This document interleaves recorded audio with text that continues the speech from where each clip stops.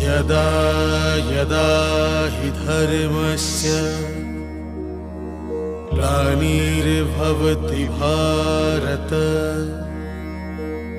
अभ्युत्थानम् अधर्मस्य तदात्मानं सृजाम्यहम् परित्राणाय साधूनां विनाशाय च दुष्कृतां धर्म संस्थापनार्थाय संभवामि युगे युगे।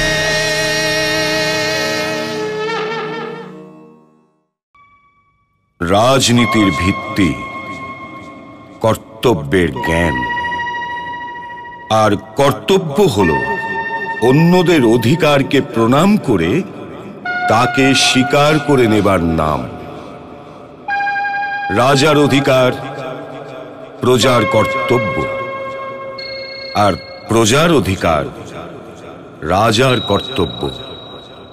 অর্থাৎ এই যাত্রা দুই দিকেই হয়ে থাকে। এমনটা নয় যে ধৃতরাষ্ট্র এটা জানতেনই না, তবুও ওর মধ্যে যে রাজা ছিল সে পিতার দ্বারা চাপা পড়েছিল, পিতার অধীনে ছিল। আর পুত্র কল্যাণের বিষয়ে ভাবনাটা কোনো পাপও হয় না। এটাই তো প্রত্যেক পিতার কর্তব্য। প্রশ্ন হলো এই যে দেশ বড় নাকি পুত্র। গান্ধারীর কাছেও দুর্যোধন অতি প্রিয় ছিল, কিন্তু উনি নিজের চিন্তার চোখের ওপর মমতার আবরণ বাঁধেননি। আর উনি হয়তো চাইতেনও এটাই, যে পাণ্ডবদের সাথে কোনো অন্যায় না হোক। এই জন্যে উনি চিন্তিতও ছিলেন। এই জন্যে উনি ভয়ও পেতেন যে কখনো দুর্যোধনের প্রেমের চাপে পড়ে গিয়ে হস্তিনাপুর নরেশ কথা পাল্টে না দেন। আর স্বয়ং হস্তিনাপুর নরেশ খুবই ব্যাকুলতা নিয়ে বিদুরের প্রতীক্ষা করছেন।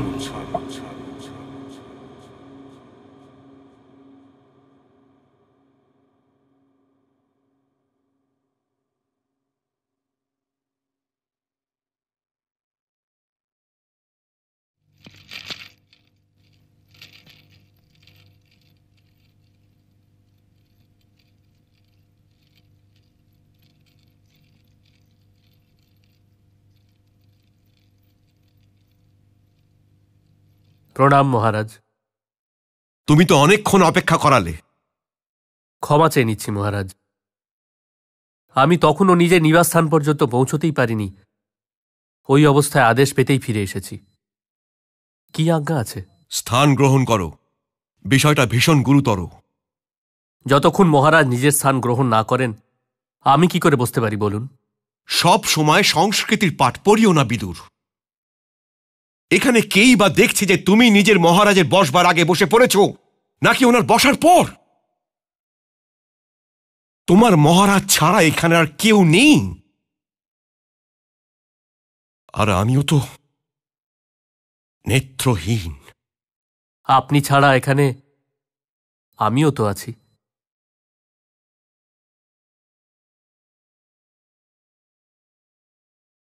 এবার তো বসবে। যথা আজ্ঞা।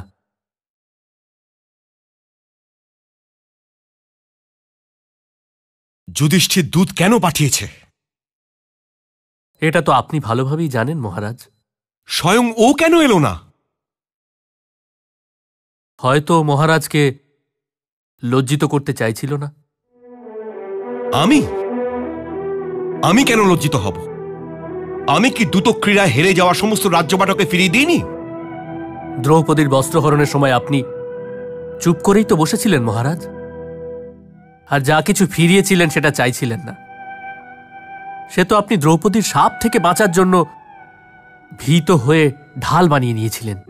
মহাদেবের দিব্যি বলছি, যদি তুমি আমার অনুজ না হতে তবে আমি তোমার এই কথাটা বলার জন্য মৃত্যুদণ্ড দিতাম। কি তুমি কি মহারাজ ভরতের এই বংশধরের ওপর কাপুরুষতার আরোপ লাগাচ্ছ বিদুর? না মহারাজ, আমি আপনাকে কোনো দোষারোপ করতে চাইছি না।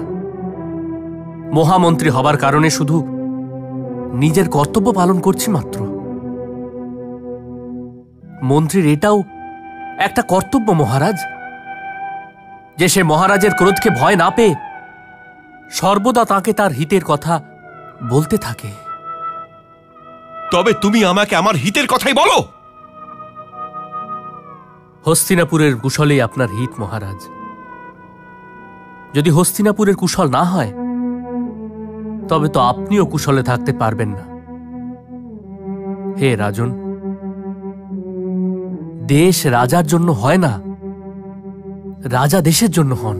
আমি এটা ভালোই জানি, আমি সব জানি যে রাজা দেশের জন্য হয়ে থাকে, কিন্তু পিতা কার জন্য হয়ে থাকে? পরম পিতা তো স্বয়ং ব্রহ্মা মহারাজ। যেমন উনি সবার জন্য আছেন, তেমনি রাজাও কেবল নিজের পুত্রের জন্যই পিতা হতে পারেন না। সমস্ত জনগণই তার পুত্র সমান হওয়া উচিত মহারাজ। আর তাছাড়া আপনি তো পাণ্ডবদেরও জ্যেষ্ঠ পিতাশ্রী। যুধিষ্ঠির আসলে আপনারই জ্যেষ্ঠ পুত্র মহারাজ। আর যদি ভ্রাতা পাণ্ডু স্বর্গবাস না হয়ে যেত তবে আপনি দুর্যোধনের মাথায় রাজমুকুট দেখবার স্বপ্নও দেখতে পারতেন না। এই জন্য হে মহারাজ, জ্যেষ্ঠ তাতশ্রীর কথা মানুন। আর যুধিষ্ঠিরের পাঠানো দূত এসে তাদের চাহিদার কথা বলার আগেই আপনি পাণ্ডবদের কুশল কামনার সাথে সাথে ওদের ইন্দ্রপ্রস্থ ওদের ফিরিয়ে দিন। হ্যাঁ মহারাজ। যদি স্বয়ং ও এখানে আসতো তবে আমি নিজের হাতে ইন্দ্রপ্রস্থের রাজমুকুট ওর মাথার উপর রেখে ওকে আশীর্বাদ দিতাম,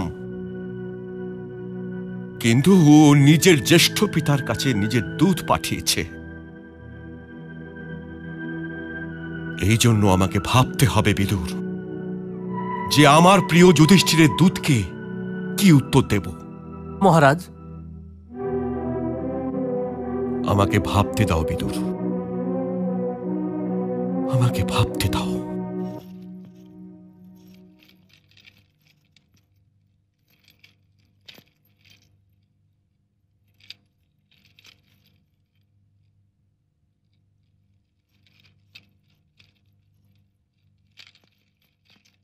জ্যেষ্ঠ তাতশ্রী,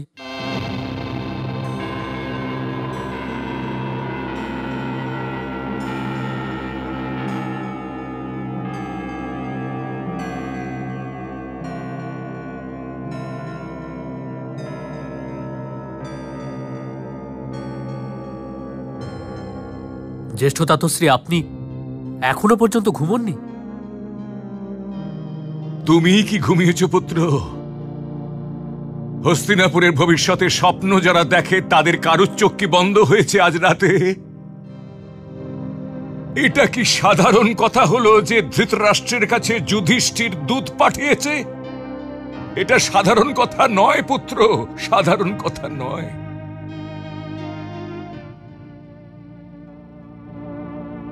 কান পেতে শোনো পুত্র,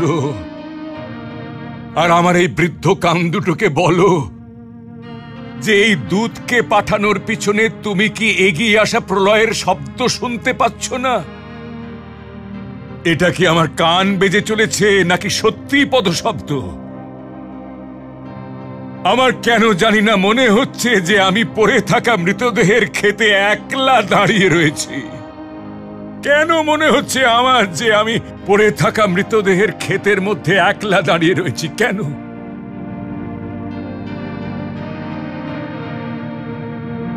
আপনি একলা নন জ্যেষ্ঠ তাতশ্রী। আমরা সবাই ভীষণ একলা পুত্র বিদুর। আমি, তুমি, আচার্য দ্রোণ, কৃপাচার্য, সবাই সবাই আমরা একলা, একেবারেই একলা।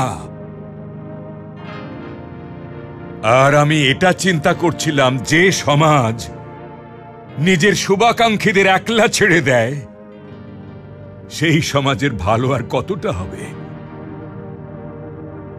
এই প্রশ্ন অত্যন্ত প্রাসঙ্গিক বিদুর, অত্যন্ত প্রাসঙ্গিক। যদি এমন না হতো তবে আমি কেন জেগে রয়েছি? তুমি কেন জেগে রয়েছ? তুমি নিজের নিবাসে কেন যাওনি? আমি তো তখনও নিজের নিবাসস্থানে পৌঁছইনি জ্যেষ্ঠ তাতশ্রী। তার মাঝপথেই মহারাজ ডেকে পাঠিয়েছিলেন। মাঝপথে ডেকে পাঠিয়েছিল? কিন্তু কেন? এটা বলার জন্য যে যদি যুধিষ্ঠির স্বয়ং এখানে আসত তবে উনি অবশ্যই ইন্দ্রপ্রস্থ ফিরিয়ে দিতেন। কিন্তু ও তো নিজের দূতকে পাঠিয়েছে। এই জন্য ওনাকে এটা ভাবতে হবে যে ওই দূতকে কি উত্তর দেবেন। ভাবতে হবে? ভাবতে হবে? কিন্তু এতে ভাববার কি আছে? হয়তো উনি এটা ভাবতে পারেন যে আচার্য দ্রোণ, যিনি 13 বছর ধরে ইন্দ্রপ্রস্থ সামলাচ্ছেন, ওনার কি প্রতিক্রিয়া হবে। ইন্দ্রপ্রস্থ অনেক বড় রাজ্য জ্যেষ্ঠ তাতশ্রী, অনেক বড় রাজ্য। তুমি কি এটা বলতে চাইছো যে? আমি কিচ্ছু বলতে চাইছি না, আমি কিচ্ছু বলতে চাইছি না। তাছাড়া আমি কি বা বলতে পারি? আপনাকে কিছু বলা হোক আর না হোক, আপনিই তো জ্যেষ্ঠ গুরু। আমি জ্যেষ্ঠ গুরু অবশ্যই পুত্র বিদুর, কিন্তু এখানে আমাকে জ্যেষ্ঠ গুরু মানছে কি? না আমাকে কেউ জিজ্ঞাসা করে, না কেউ আমার কোনো কথা শুনে। আমি অরণ্যের মধ্যে ভেসে আসা শব্দ হয়ে রয়ে গেছি পুত্র বিদুর, কেবল শব্দ। হে ভগবান, আমার হস্তিনাপুরকে রক্ষা করো ভগবান, রক্ষা করো।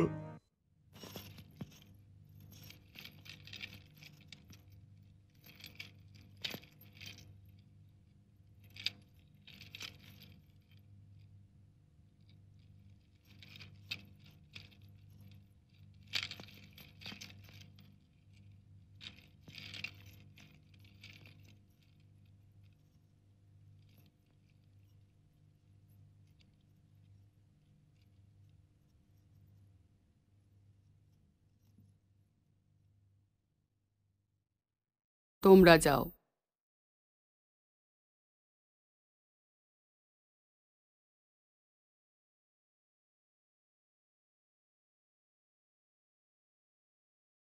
এখন আমায় কে বলবে এই মুকুট ঠিক মতো আমার মাথার উপর বসেছে কিনা? প্রথমে তো আপনি এই বিষয়ে চিন্তা করেননি আর্যপুত্র, যে এই মুকুট আপনার মস্তকে থাকবে নাকি থাকবে না। কি? এটা তুমি কি বলছো গান্ধারী? যদি আপনার সাথে আমার মনের কথা না বলি আর্যপুত্র, তবে কাকে বলবো? আমিও দুর্যোধনকে ভালোবাসি, ও তো আমাদের জ্যেষ্ঠ পুত্র। যদি ওর জন্ম ঠিক সময় মতোই হয়ে যেত, তাহলে হয়তো আমার পুত্র আর কুন্তী পুত্রের মাঝে যে সমস্যা, সেই সমস্যার প্রশ্নই উঠত না। আর ওকে যুবরাজ হওয়ার জন্য নিজের অধিকার প্রমাণ করতেও হতো না।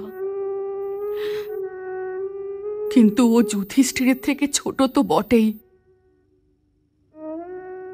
আর এই রাজমুকুট যা আপনার মস্তকের ওপর শোভাবর্ধন করছে, বাস্তবে এটা যুধিষ্ঠিরের পিতা পাণ্ডুর। কিন্তু মহারাজ বিচিত্র বীর্যের জ্যেষ্ঠ পুত্র তো আমি। এই জন্য যেটা অন্যায় ছিল না, সেটাকে অন্যায় বলতে বলতে আপনি কবে ক্লান্ত হবেন আর্যপুত্র? যা হয়েছে সেটাই ঠিক ছিল, আর সেটাই হওয়া উচিত ছিল। যদি আপনি তখন রাজা হয়ে যেতেন, তবে আজ আপনি যেমন দুর্যোধনের আয়ত্তে, তেমনি আজ আপনি অন্য কারোর আয়ত্তে থাকতেন। এই জন্যে আর্যপুত্র, একবার রাজা হয়ে দেখুন, আর ওই সিদ্ধান্ত নিন যা একজন রাজাকে শোভা দেয়। তুমি কি চাইছো? আমার ইচ্ছা জিজ্ঞাসা করবেন না। আমি তো এটাই চাইছি যে আপনাকে পূর্বপুরুষদের সাথে বসানোর জন্য দ্বন্দ্বে না পড়ে যান। আমি তো এটাই চাইছি যে আমার পুত্রদের আয়ু দীর্ঘ হোক। আমি এটাই চাইছি যে ইতিহাস আমার পুত্রদের নাম ওই সম্মানের সাথে নিক, যে সম্মানের সাথে ওরা কুন্তী পুত্রদের নাম নিতে চলেছে।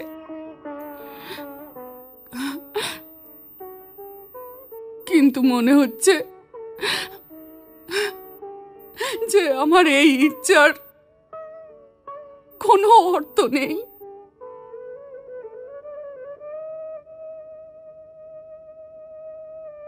তুমি তুমি তুমি এমন করে কেন বলছো? আমি সারা রাত জেগেছিলাম আর্যপুত্র। কেন কেন জেগেছিলে? আমি এটাই ভাবছিলাম, কাল আপনি ন্যায় করবেন নাকি অন্যায়। কুন্তী পুত্রদের ইন্দ্রপ্রস্থ ফিরিয়ে দিতে ভুলবেন না আর্যপুত্র। আমি এটা তো জানি না যে ইন্দ্রপ্রস্থ পেয়ে যাবার পরেও দ্রৌপদীর বস্ত্রহরণের ওই ভয়ানক দৃশ্যকে ওরা ভুলে যেতে পারবে কিনা। কিন্তু আমাদের তো এই চেষ্টা করাই উচিত যে ওরা এই ভরত বংশের অপমানকে ভুলে যা,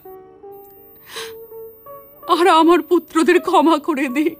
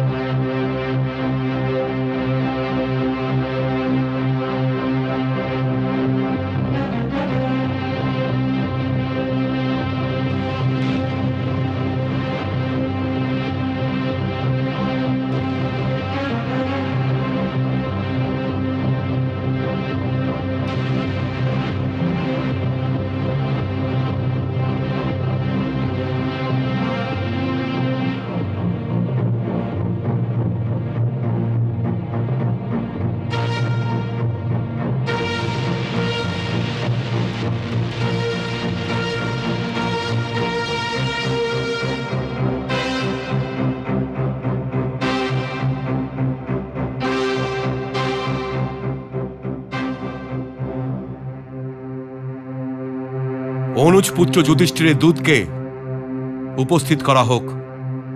যথা আজ্ঞা মহারাজ।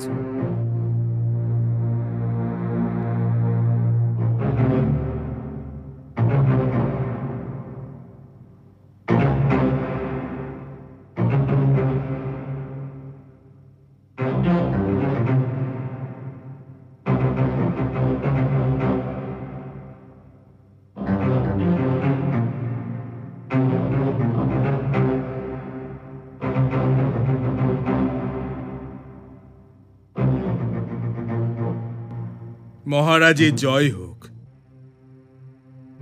রাজন, আপনি দীর্ঘায়ু হন, আপনার প্রজা সুখী আর সুরক্ষিত থাকুক। হে রাজন, পাঞ্চালের এই রাজপুরোহিত আপনার সেবায় আপনার অনুজ পুত্র ইন্দ্রপ্রস্থের সম্রাট যুধিষ্ঠিরের প্রণাম আর সংবাদ এনেছে। এখান থেকে ফিরে গিয়ে প্রিয় অনুজ পুত্র যুধিষ্ঠিরকে আমার আশীর্বাদ দেবেন। আর এখন এটা বলুন যে আপনি কি সংবাদ নিয়ে এসেছেন, যেটা প্রিয় যুধিষ্ঠির নিজে এসে এখানে বলতে পারল না। উনি আপনার চরণ স্পর্শ করার জন্য আজ্ঞাও চেয়েছেন নরেশ, আর বলে পাঠিয়েছেন যে পণের অনুসারে 12 বছরের বনবাস আর 1 বছরের অজ্ঞাতবাস সম্পূর্ণ হয়েছে। এখন যদি ওনার জ্যেষ্ঠ পিতাশ্রী আজ্ঞা দেন তবে এসে ওরা আশীর্বাদ নেবার সাথে নিজের রাজমুকুটও নেবেন। কিসের রাজমুকুট পুরোহিত? ওদের অজ্ঞাতবাস তো আমি বিরাট যুদ্ধে ভঙ্গ করে দিয়েছিলাম, আর ওই আনন্দেই আমি যুদ্ধ হেরে গিয়েছিলাম। ফিরে গিয়ে ওদের বলে দাও যে পণ অনুসারে ওদের আমাদের না জানিয়েই 12 বছরের বনবাস গ্রহণ করে নেওয়া উচিত ছিল। পাণ্ডবদের দূত পাঠাতে লজ্জা পর্যন্ত হলো না। আমার জন্য কি আজ্ঞা রাজন? আমাকে চিন্তা করতে দিন যে আমি আমার প্রিয় অনুজ পুত্র যুধিষ্ঠিরের জন্য নিজের আশীর্বাদ ছাড়া আর কি পাঠাবো। অজ্ঞাতবাসের বিষয়ে কিছু সমস্যা রয়েছে। কিছু গণিত শাস্ত্রী এটা বলেন বিরাট যুদ্ধের পূর্বেই অজ্ঞাতবাস সমাপ্ত হয়ে গিয়েছিল, আর কিছু গণিত শাস্ত্রী এটা বলেন যে সমাপ্ত হয়নি। গঙ্গাপুত্র ভীষ্ম আর কুলগুরু কৃপাচার্য কি বলছেন? তুমি কে হে ওনাদের প্রশ্ন করার জন্য? তুমি তো কেবল একজন দূত, আর দূতের প্রশ্ন করবার অধিকার থাকে না। যিনি বয়সে আর জ্ঞানে দুটোতেই তোমার থেকে বড়, তাকে তুমি বলে সম্বোধন করাটা ভরত বংশের মর্যাদা নয় পুত্র দুর্যোধন। কোন দূতকে অপমান করা কোন যুবরাজকে শোভা দেয় না। আর যখন কেউ পিতার সাথে কোনো কথা বলছে, তখন পুত্রের মাঝখানে কথা বলাটা পুত্রের অসভ্যতা প্রমাণ করে।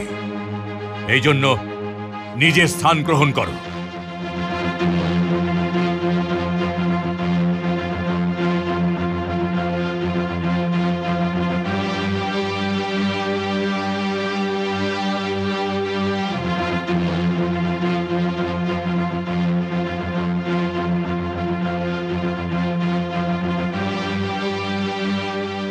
সভ্যতা বংশানুক্রমে পাওয়া যায় না গঙ্গাপুত্র।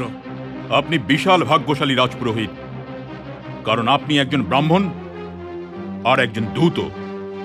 যদি না হতেন তাহলে যুবরাজ দুর্যোধনকে এমন অপমান করার জন্য আপনি শাস্তি পেতেন।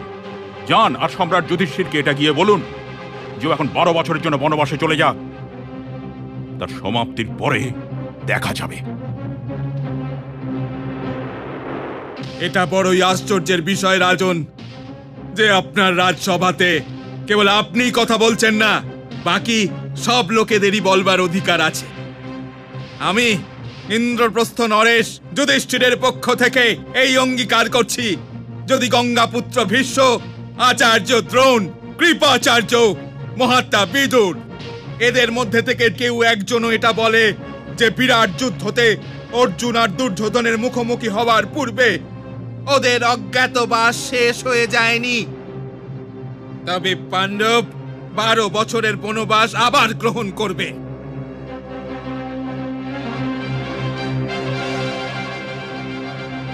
কুলগুরু কৃপাচার্য, আপনার উত্তরের উপর নির্ভর করছে যে শান্তি থাকবে নাকি যুদ্ধ হবে। চন্দ্র আর সূর্য দুই গণনার মতেই এটা বলে পাণ্ডবদের অজ্ঞাতবাস বিরাট যুদ্ধতে যুবরাজ আর কুন্তিপুত্র অর্জুনের মুখোমুখি হবার পূর্বেই সমাপ্ত হয়ে গিয়েছিল মহারাজ। কুলগুরু, যে থালাতে খাবার খান সেই থালাতেই ছেদ করবেন।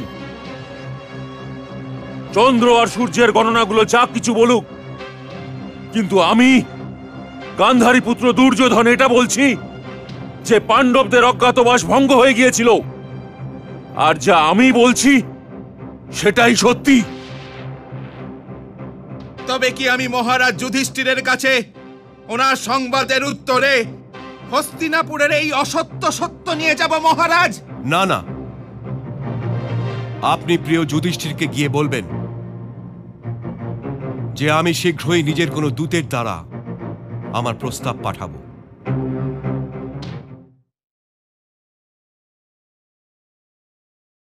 মহারাজের জয় হোক। রাজসারথী সঞ্জয় উপস্থিত হবার আজ্ঞা চাইছেন। হ্যাঁ হ্যাঁ, ডাকো। যথা আজ্ঞা।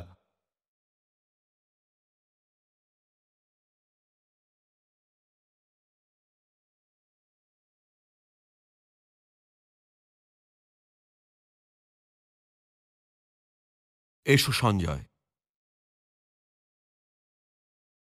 আপনি তো আমাকে প্রণাম করার সুযোগই দিলেন না মহারাজ। এটা আড়ম্বরের সময় নয় সঞ্জয়। সময় তো মুঠোর থেকে বালির মতন একটু একটু করে পড়ে যাচ্ছে। আর তোমার রাজার কাছে তুমি ছাড়া এমন কেউ নেই যার কাছে নিজের নিহিত স্বার্থ না আছে। আমার এমন মনে হচ্ছে যে কালের হাত ধীরে ধীরে আমার মুকুটের দিকে এগিয়ে আসছে, আর আমার এই হাতে এতটা শক্তি নেই যে আমি কালের বাহুকে ভেঙে দিই। এমন কথা কেন বলছেন মহারাজ? আমি এটা এই জন্যে বলছি সঞ্জয়, যে শূন্য মস্তকে আমি বেঁচে থাকতে পারবো না। নীতি যাই বলুক, এই সিংহাসন আমারই। আমি নিজের সিংহাসনে বসে আছি, আর এটার ওপর আমার পর আমার পুত্র দুর্যোধনেরই বসা উচিত। ভগবান আপনাকে দীর্ঘায়ু করুন মহারাজ। আপনার পর তো রাজমুকুটের ওপর যুবরাজেরই অধিকার আছে, আর ওনার এই অধিকারকে রক্ষা করবার জন্য গঙ্গাপুত্র ভীষ্ম, দ্রোণাচার্য, কৃপাচার্য, অশ্বত্থামা আর কর্ণের মতো মহারথীরা উপস্থিত আছেন। আর ওই সমস্ত মহারথীরা বিরাট যুদ্ধতে উপস্থিত ছিলেন। একজনও কেউ অর্জুনের সামনে দাঁড়াতে পারেনি।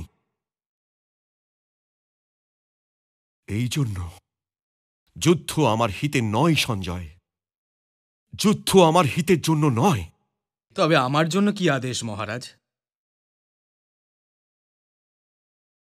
আমি এটা চাইছি যে তুমি আমার দূত হয়ে উপলব্ধ যাও, আর অনুজ পুত্রদের বলো যে আমার এই আশীর্বাদ যে ওরা যেখানে আছে সুখে থাকুক। দুর্যোধনের জেদ ছাড়া এখানে কেউ ওর বিরোধী নয়। আর অঙ্গরাজ কর্ণ ওর জেদের আগুনকে বাড়িয়ে দিতে থাকে। গান্ধার নরেশ ওকে উৎসাহ দেয়, ও শেখাতে থাকে। দুঃশাসন তোর ভক্ত, ওর হ্যাঁতেই হ্যাঁ বলতে থাকে।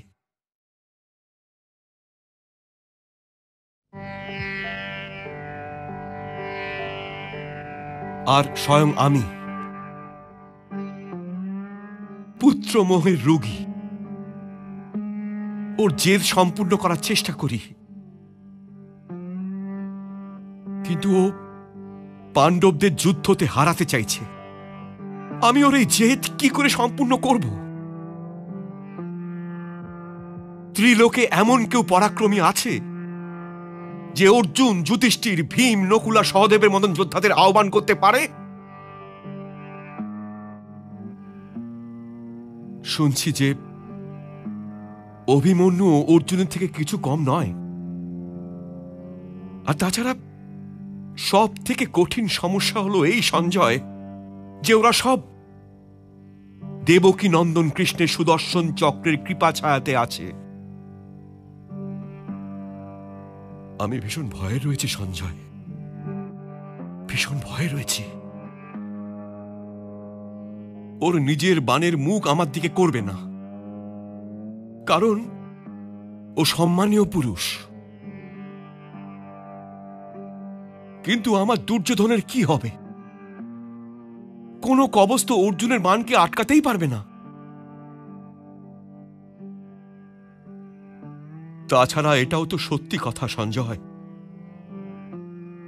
যে আমারই রাজসভাতে আমার পুত্র দুর্যোধন আমার কুলবধূ দ্রৌপদীর বস্ত্র হরণের আদেশ দিয়েছিল।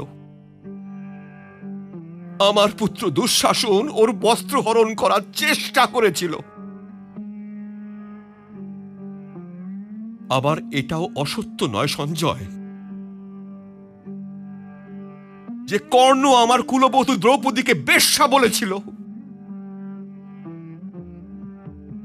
আমি ওদের দণ্ড দেওয়া তো দূরের কথা, আমার কান পর্যন্ত বন্ধ করিনি।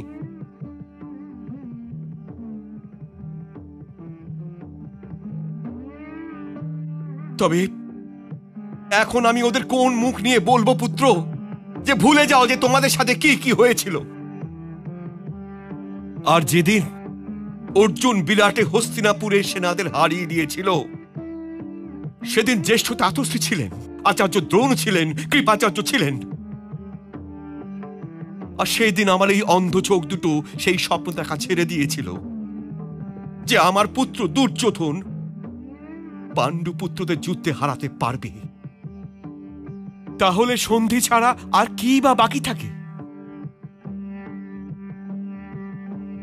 কিন্তু দুর্যোধন এটা বুঝতে পারছে না, আর যদিও বোঝবার চেষ্টা করেও তবে গান্ধার, নরেশ আর অঙ্গরাজ কর্ণের মতন ব্যক্তিরা ওকে বুঝতে দেবে না।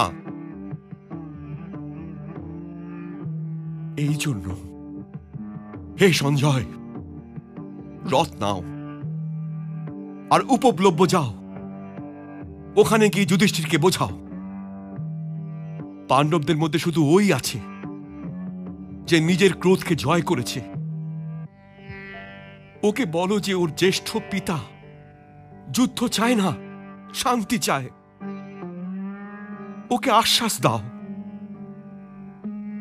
আর যদি তুমি ওকে এই আশ্বাস দিতে পারো তবে হস্তিনাপুর রাজ্য আর তোমার নরেশের উপর তোমার উপকার হবে। যথাজ্ঞা মহারাজ, কিন্তু উপকারের কথা বলবেন না। এই সঞ্জয় কি উপকার করবে হস্তিনাপুর আর তার নরেশের ওপর? আমি তো স্বয়ং আপনার অনুকম্পার ঋণী। এখন আমাকে আজ্ঞা দিন। যাও আর সফল হয়ে ফিরে এসো।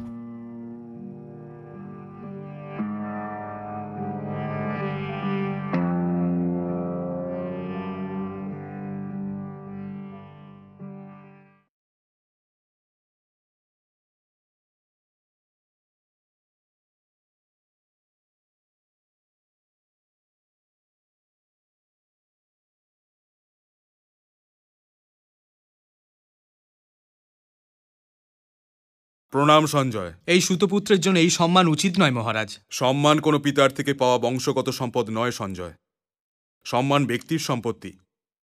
আপনি আমার জন্য সর্বদা সম্মানীয় থাকবেন, কারণ আপনি আমার জ্যেষ্ঠ পিতাশ্রীর সারথি।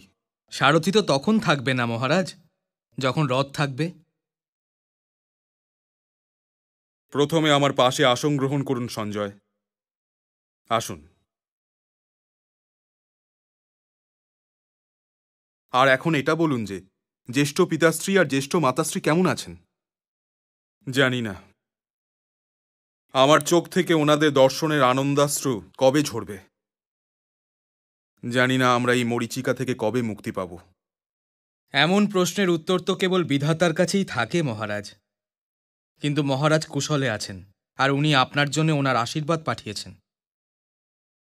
আমি কেমন ভাগ্যবান সঞ্জয় যে তিক্ততা সাগরের অন্য পাড়ের ওপর দাঁড়িয়ে থেকেও জ্যেষ্ঠ পিতাশ্রীর কাছ থেকে এখনো পর্যন্ত আশীর্বাদ পেয়ে যাচ্ছি। কিন্তু আপনি এটা বলেননি সঞ্জয় যে জ্যেষ্ঠ মাতাশ্রী কেমন আছেন। আপনি আপনার মাতাশ্রীর বিষয়ে কিছু জিজ্ঞাসা করবেন না মহারাজ? ওনার বিষয়ে আমি কি জিজ্ঞাসা করব সঞ্জয়? উনি তো ভরতবংশের কুলবধূ, অবশ্যই কুশলে আছেন। ভরতবংশ একটাই ভুল দুবার তো করতে পারে না। পিতামহ তো দুবার চুপ করে থাকতে পারেন না। আচার্য দ্রোণ আর কুলগুরু কৃপাচার্য দুবার একই অপমান সহ্য করতে পারবেন না। এই জন্য হে সঞ্জয়, আমার মাতাশ্রীর দিক থেকে একটুও চিন্তিত নই। হ্যাঁ, এটা বলুন যে পিতামহ কেমন আছেন, আর ওই আমার প্রিয় অনুজ জেদি দুর্যোধন কেমন আছে? মহারাজ, হস্তিনাপুরে হস্তিনাপুর ছাড়া সবাই কুশলে আছেন। এই কুরু বংশে ভাঙন ধরার কারণে সবাই দুঃখে আছে। এই কারণের জন্য আমিও ভীষণ দুঃখে আছি। কিন্তু এটা তো আপনিও জানেন যে দুঃখের বৃক্ষের বীজ আমরা বপন করিনি। বীজ যেই বপন করুক মহারাজ, কিন্তু বৃক্ষ তো সামনে দাঁড়িয়ে। ওই বৃক্ষের নাম দুর্যোধন সঞ্জয়, আর আমরা ওই বৃক্ষকে অবশ্যই কেটে ফেলব। এটা তো শান্তির ভাষা হলো না মেজ ভ্রাতা। আর যদি মহারাজ শান্তি না চাইতেন তবে উনি পাঞ্চাল রাজপুরোহিতকে শান্তির দূত বানিয়ে কেন পাঠিয়েছিলেন? বাসুদেব ঠিক কথাই বলছেন অনুজ। আর আপনি আমার সংবাদের উত্তরে কি সংবাদ এনেছেন? সংবাদ শোনবার পূর্বে ভ্রাতাশ্রী এনাকে এটা জিজ্ঞাসা করে নিন যে ইনি কার সংবাদ নিয়ে এসেছেন। দুর্যোধন আর দুঃশাসনের পিতা ধৃতরাষ্ট্র, হস্তিনাপুর নরেশ ধৃতরাষ্ট্র, নাকি আমাদের জ্যেষ্ঠ পিতাশ্রী ধৃতরাষ্ট্রর? এই তিনজনই তো একই ব্যক্তি কুন্তিপুত্র অর্জুন। এক কি করে হবেন সঞ্জয়? এই তিনজন মোটেই এক হতে পারেন না। আর যদি এই তিনজন এক হতেন, যিনি পাণ্ডবদের জ্যেষ্ঠ পিতাশ্রী আর হস্তিনাপুরের রাজা, গান্ধার নরেশের দ্রুত ক্রীড়ার কপটতার সময় আটকাননি কেন? যে মহাপুরুষ ওই কপট দ্রুত ক্রীড়ায় দুর্যোধনের জেতাতে খুশি হচ্ছিলেন, উনি কেবল দুর্যোধনের পিতাশ্রী ধৃতরাষ্ট্রই ছিলেন। যিনি হস্তিনাপুরের বিভাজন করেছেন, তিনিও কেবল দুর্যোধনের পিতাশ্রী ধৃতরাষ্ট্রই ছিলেন। আর যিনি নিজের কুলবধূ দ্রৌপদীর বস্ত্রহরণেও চুপ করেছিলেন, তিনিও কেবল দুর্যোধনের পিতাশ্রী ছিলেন।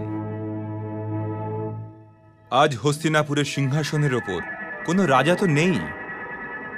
ওই সিংহাসনের ওপর তো এক পিতা বিরাজ করছেন। এই জন্য পার্থর প্রশ্ন তো আমার কাছে উচিত বলেই মনে হচ্ছে সঞ্জয়। এটা বলা অবশ্যই প্রয়োজন যে আপনি কার দূত হয়ে এসেছেন।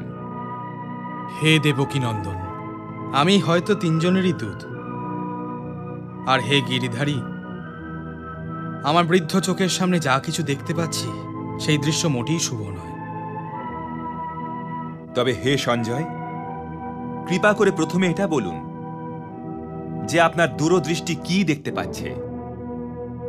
সে তো কেবল একটা যুদ্ধই দেখতে পাচ্ছে মধুসূদন। আর এই যুদ্ধ এমন, একদিকে সম্রাট যুধিষ্ঠিরের ধ্বজা, আর আপনার আশীর্বাদের ছায়ার নিচে পাঞ্চাল নরেশ দ্রুপদ, যুবরাজ ধৃষ্টদ্যুম্ন, গান্ডীবধারী অর্জুন, সর্বশ্রেষ্ঠ গদাধর ভীম, মহারথী নকুল সহদেব, মহারথী অভিমন্যু। আর অন্যদিকে হস্তিনাপুরের ধ্বজার নিচে গঙ্গাপুত্র ভীষ্ম, আচার্য দ্রোণ, কৃপাচার্য, অশ্বত্থামা, আর স্বয়ং দুর্যোধন দুঃশাসন, আর অঙ্গরাজ কর্ণের মতন মহারথী। হে কেশব, আমার তো এই দুই সেনাবাহিনীর মধ্যে কোনো সেনাই হেরে যাচ্ছে বলে দেখতে পাচ্ছি না। তবে কি এই হবে মধুসূদন, যে ইচ্ছা মৃত্যুর মতো লাঠির সহায়তা নিয়ে গঙ্গাপুত্র ভীষ্ম ভরত বংশের মৃতদেহর মাঝখানে একাই দাঁড়িয়ে থাকবেন? আপনার দূরদর্শিতা এখানেই তো ধোঁকা খেয়ে গেছে সঞ্জয়।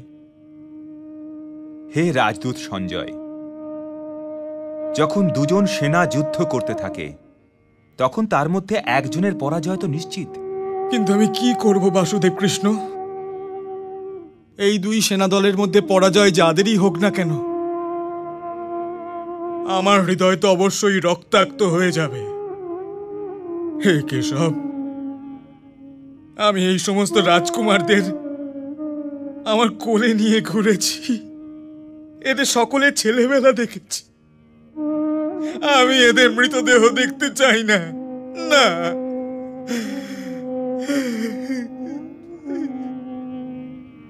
কিন্তু যুদ্ধের কথা কে বলছে সঞ্জয়? আমি তো স্বয়ংই কোনো বিকল্প খুঁজে বেড়াচ্ছি। শান্তির একটা পথ এখনো পর্যন্ত খোলা আছে। জ্যেষ্ঠ পিতাশ্রী যদি আমাদের ইন্দ্রপ্রস্থ ফিরিয়ে দেন, তবে আমরা সব ভুলে যাবার প্রয়াস করতে পারি। ভ্রাতাশ্রী, আপনিও?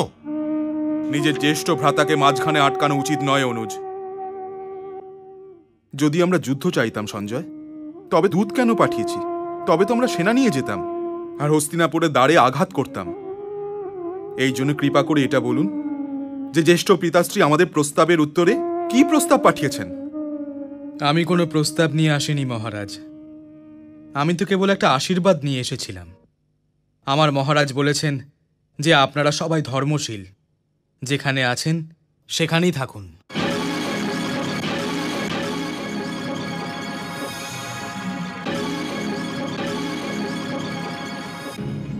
তবে হে সঞ্জয়, আমরা ওনার আশীর্বাদ গ্রহণ করছি। ওনাকে বলবেন যে ইন্দ্রপ্রস্থে আমাদের আত্মা আছে, আমরা ওখানেই সুখী থাকব। আর হে সঞ্জয়, হস্তিনাপুরের ধ্বজার নিচে দাঁড়িয়ে থাকা যে মহারথীদের নাম আপনি নিয়েছেন, ওরা সবাই সম্মানীয়, আর বিরাটে অর্জুনের সাথে যুদ্ধও করেছেন। এটা আমাদের সৌভাগ্য যে গঙ্গাপুত্র ভীষ্ম, আচার্য দ্রোণ আর কুলগুরু কৃপাচার্যের যুগে জন্ম নিয়েছি। এদের চরণ স্পর্শ আমাদের পূজার মতো। কিন্তু তার মানে তো আর এটা হয় না, যদি ওনারা অধর্মের ধ্বজার নিচে দাঁড়িয়ে থাকেন, তবে আমরা অধর্ম আর অন্যায়কে প্রণাম করে নিজের অধিকার ছেড়ে দেব? দুর্যোধন অনুজ আসুক, প্রণাম করুক। আর বলুক যে ভ্রাতাশ্রী আমাকে ইন্দ্রপ্রস্থ দিয়ে দিন, তবে হয়তো আমরা ওকে ইন্দ্রপ্রস্থও দিয়ে দেব। কিন্তু ওকে এটা বলে দেবেন, ও যেন আমাদের গঙ্গাপুত্র ভীষ্ম আর আচার্য দ্রোণের ভয় দেখানোর ভুল যেন না করে। দুর্যোধনের অহংকার ততক্ষণ থাকবে যতক্ষণ পর্যন্ত ও ভীমের গদার সামনে না আসবে। এই জন্য হে সঞ্জয়, জ্যেষ্ঠ পিতাশ্রীকে এটা অবশ্যই বলে দেবেন, ওনার অনুজ পুত্র যুদ্ধ আর শান্তি দুটোর জন্যই তৈরি আছে। যদি উনি যুদ্ধের আদেশ দেন তবে যুদ্ধ হবে, আর যদি উনি শান্তি চান তবে শান্তি থাকবে। ধর্মের কাঁটা দুলছে দেখো,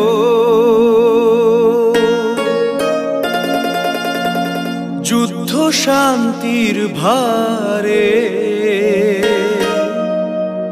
দেখো এখন কি হয় এবার। যুদ্ধ দাঁড়িয়ে ও পারে, দেয় না সায় গুরুজন যখন, যুদ্ধ শান্তির মতে ধর্মরাজের ধর্ম তখন থেমে যায় মাঝ পথে।